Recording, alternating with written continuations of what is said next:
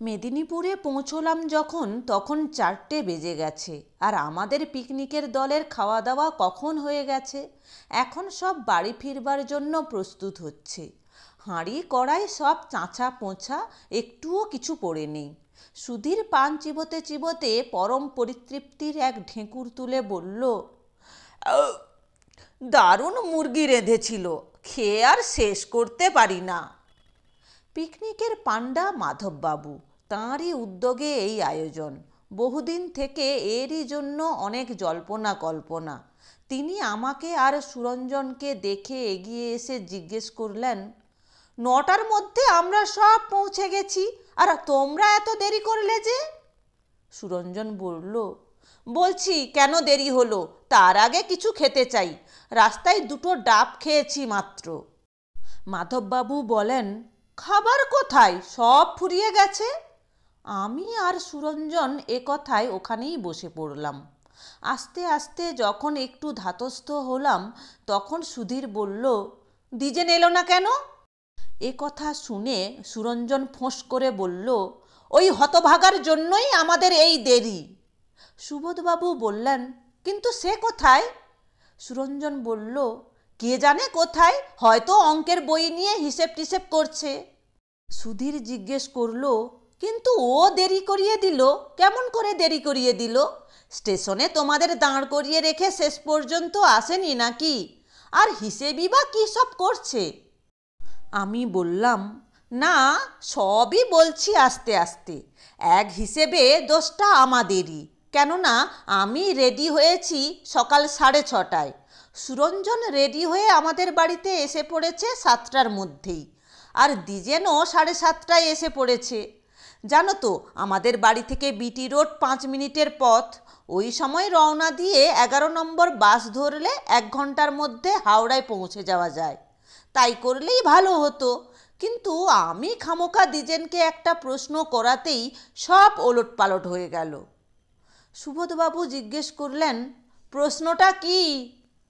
আমি বললাম, বলছি, দ্বিজেন এসেই তাগাদা দিতে লাগলো আর বলতে লাগলো, এক্ষুনি চলো, নইলে গাড়ি পাবো না। আমি তখন তাকে বললাম, গাড়ি পাবো না মানে? এখান থেকে বিটি রোড 5 মিনিট, আর বিটি রোড থেকে 11 নম্বর বাসে 1:50 লাগে। অতএব অত হাঁসফাঁস করবার দরকার নেই। শুনে দ্বিজেন বলল, তাই তো, হাঁসফাঁসের দরকার কি? এখনও আমরা ইচ্ছে করলে 35 মিনিট দাবা খেলতে পারি। সুরঞ্জন বলল, ওসব দাবা টাবা এখন বন্ধ থাক, এখন চলো স্টেশনে। দ্বিজেন কথায় কর্ণপাত না করে বলল, তোরা সব অন্ধ, তোদের চিন্তাধারা যাকে বলে অপরিবর্তনীয়। তোরা জানিস 11 নম্বর বাস ছাড়াও হাওড়া স্টেশনে পৌঁছানো যায়? আমি বললাম, যায়, কিন্তু বাস বদলাতে হয়। 11 নম্বর বাসে একবার উঠলেই দিব্যি হাওড়া পৌঁছানো যায়। দ্বিজেন তখন বলল, কিন্তু বাসটা শিয়ালদা ঘুরে যায়, তাতে 10 মিনিট বেশি দেরি হয়, আর ওখানে ভিড় লেগেই রয়েছে, ফলে আরও 10 মিনিট, সাকুল্যে 20 মিনিট বরবাদ চলে যায়। তোদের কাছে 20 মিনিট হয়তো কিছু নয়, কিন্তু একটা সাহেবকে বলে দেখিস, দেখবি তারা কখনো 11 নম্বর বাসে হাওড়া যাবে না। সময়ের দাম যাদের আছে তারা শিয়ালদাকে অ্যাভয়েড করবে। তার চাইতে আমরা সোজা এখান থেকে 30-এর বাসে করে চলে যাব বিবেকানন্দ রোড, সেখান থেকে 8-এর বি। 20 মিনিট, 20 মিনিট কেন, আরও বেশি সময় এই রুটে বাঁচানো যায়। তাহলে দেখা যাচ্ছে 35 এবং 20 মিনিট সব সমেত 55 মিনিট সময় আমাদের রয়েছে। সুরঞ্জন বলল, তবে একটা অসুবিধের কথা তুই ধরিসনি, 30-এর বাস পেতে অনেক সময় 10-15 মিনিট দেরি হয়। দ্বিজেন সঙ্গে সঙ্গে বলল, আর 11 নম্বর বাস সঙ্গে সঙ্গে আসে বুঝি? আমি তো আর কলকাতার লোক নই, আমি গ্রাম থেকে এসেছি না। 11 নম্বর বাস পেতেও 10 মিনিট দেরি হতে পারে। আমি বললাম, কিন্তু 8-এর বি বাসে চড়া মুশকিল, খুব ভিড় হয়। 30-এর বাস থেকে নেমে ওঠার জন্য তো অপেক্ষা করতে হবে কিছুটা। দ্বিজেন বলল, ঠিক আছে, আমরা ৭৮ নম্বর বাস কিংবা ১১ নম্বর বাসে করে বা বিটি রোড দিয়ে শ্যামবাজার যায় এমন যে কোনো একটা বাসে করে শ্যামবাজারে গিয়ে ১১ এতে চাপতে পারি।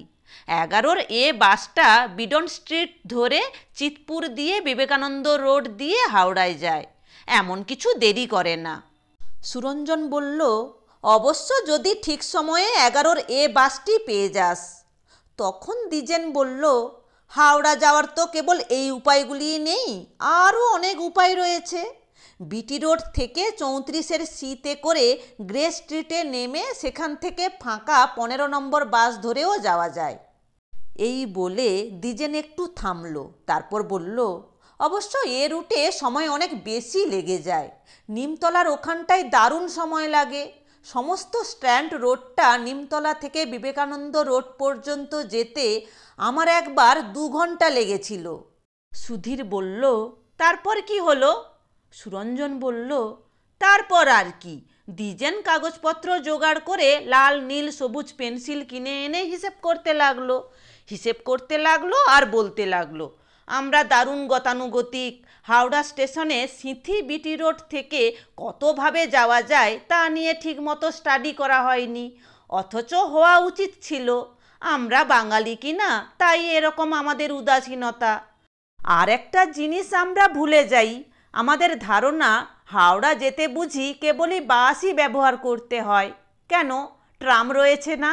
ওটার কথাই আমরা বাদ দিয়ে দিই হিসেব থেকে।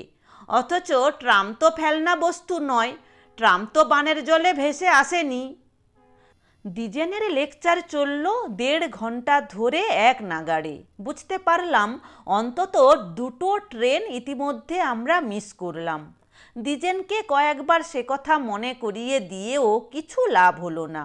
ও ক্রমাগত বলেই চলল হাওড়া যাওয়ার জন্য ঘোড়ার গাড়ির উপযোগিতার কথা।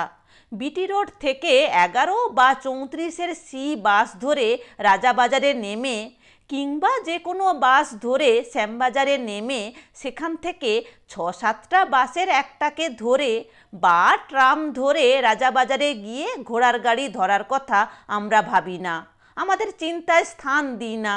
এসব আমাদের জাতীয় চরিত্রের ত্রুটি।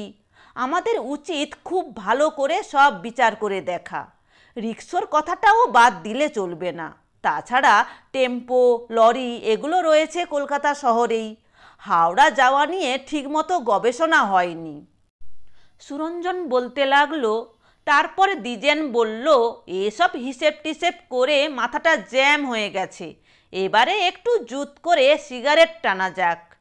এই বলে দ্বিজেন পকেট থেকে ১ প্যাকেট সিগারেট বার করে তা থেকে একটা সিগারেট ধরিয়ে টানতে লাগলো। আর আমরা আরও ২-৪টে ট্রেন ফেল করলাম। সুধীর জিজ্ঞেস করলো, তারপর? সুরঞ্জন বলল, তারপর দ্বিজেন বলল, তোমরা সব পিকনিক করতে চাও করে এসো, আমি যাবো না। আমি হাওড়া স্টেশনে কিভাবে কত খরচে পৌঁছানো যায় তাই নিয়ে এখন গবেষণা করব, আজ থেকেই শুরু করব। এমন সময় মাধববাবু বললেন, ওই যা। আমরা বললাম, কি হলো আবার? মাধববাবু বললেন, কি আবার হবে, তোমাদের গাল গল্প শুনতে শুনতে ট্রেন মিস করলাম, আর কি।